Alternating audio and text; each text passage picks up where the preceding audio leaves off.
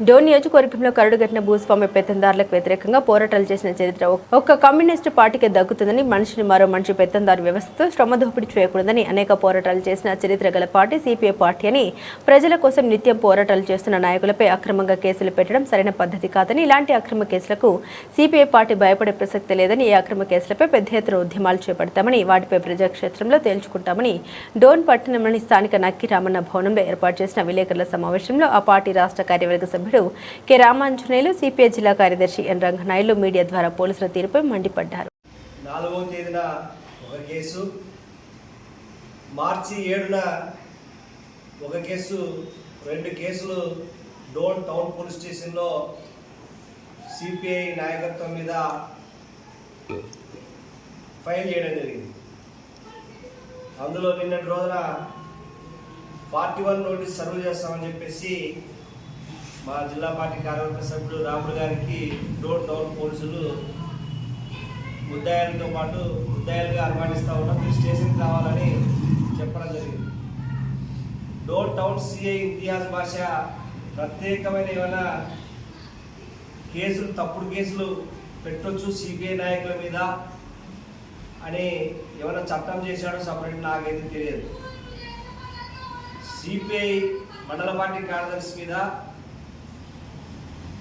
దాడి చేసి ఎత్తుకుపోయి అక్రమంగా నిర్బంధించాడని చెప్పి డిఎస్పీ గారికి, ఎస్పీ గారికి, డిఐజీ గారికి, డీజీపీ గారికి, హోమ్ మినిస్టర్ గారికి, మానవ హక్కుల సంఘానికి, అదేవిధంగా ఎస్సీ ఎస్టీ కమిషన్కి ఫిర్యాదు చేసి దాని మీద కేసు మాత్రం పెట్టలే.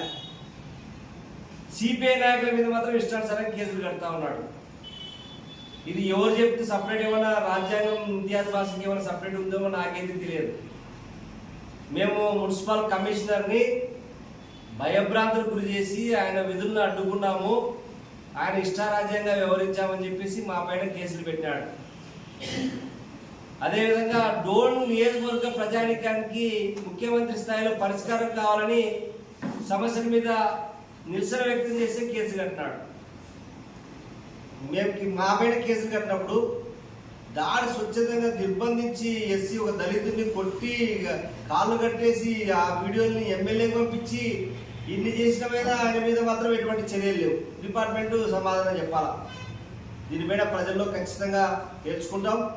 కేసుల మీద మేము ఫైట్ చేస్తాం లీగల్గా.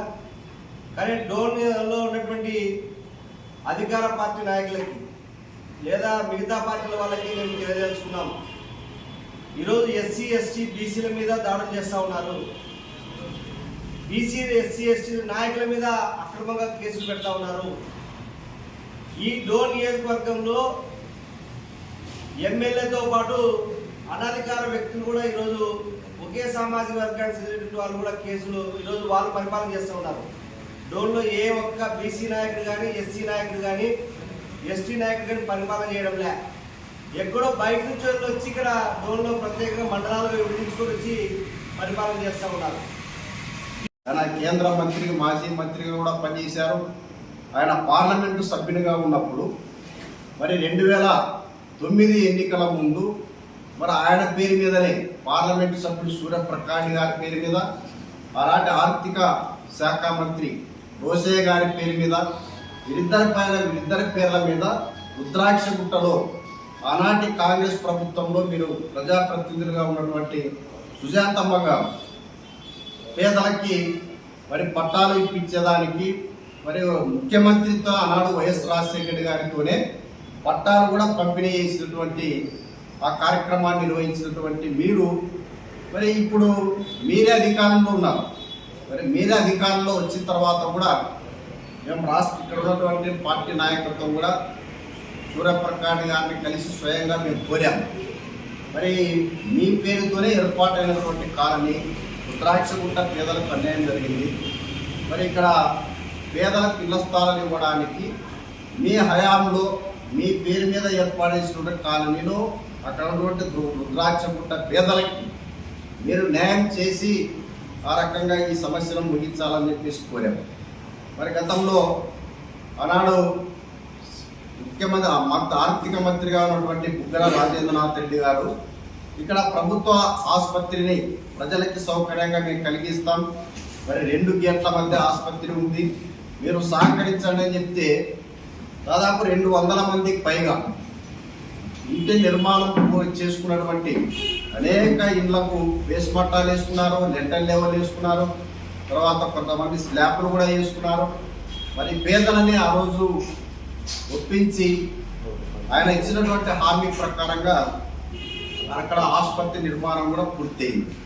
మరి ఆ ప్రభుత్వము మోసం చేసింది ప్రజల్ని. అక్కడ ఉన్నటువంటి ఆర్థిక మంత్రి, ఆనాడు ఉన్నటువంటి ఆర్థిక మంత్రి బుగ్గన రాజేంద్ర గారు మోసం చేశారు. మరి ఇప్పుడు మీరైనా మరి దీనికి సంబంధించి 2 సంవత్సరాలు కావస్తా ఉన్నా మరి ఎందుకు పేదలకి ఇళ్ల స్థలాలు ఇచ్చేదానికి, అక్కడ ఉన్నటువంటి రుద్రాక్షగుంట బాధితులకి ఇళ్ల స్థలాలు ఇవ్వడానికి ఎందుకు చర్యలు తీసుకోలేదో అలాంటి చర్యలు తీసుకోవాలని చెప్పేసి సందర్భంగా మేము కోరుతాము.